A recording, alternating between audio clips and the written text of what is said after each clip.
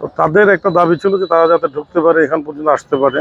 সে দাবি নিয়ে তারা কিছু তাদের দাবি দেওয়া নিয়ে আজকে ওই বাপ্পি চত্বরে তার মিটিংও করে। মিটিং শেষে এখানে ওনাকে স্মারকলিপি দিতে আসেন আর কি, যে আমাদের সি সাহেবকে। তো ওখানে দেয়। এরপরে তাদের দুই পক্ষের দুই রকম বক্তব্য আমরা পেয়েছি। এটা সিসি ক্যামেরা, সিসি ফুটেজ পর্যালোচনা করে যেটা সত্যতা পাবো তার উপর আমরা প্রয়োজন আইনগত ব্যবস্থা গ্রহণ করব।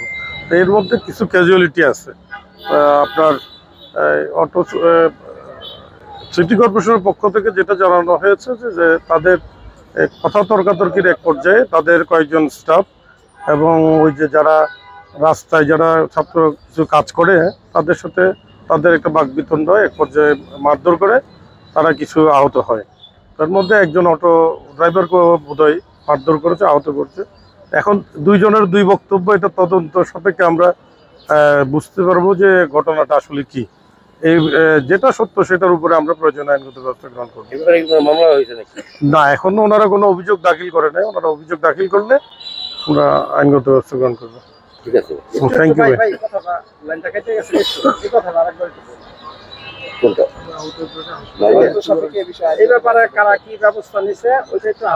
না, এখন আহতদেরকে আমরা হাসপাতালে ভর্তি করেছি, ওদের চিকিৎসা গ্রহণ করা হচ্ছে এবং তদন্ত সাপেক্ষে আমরা সিসি ফুটেজ পর্যালোচনা করে দোষী ব্যক্তিদের বিরুদ্ধে প্রয়োজনীয় আইনগত ব্যবস্থা গ্রহণ করব।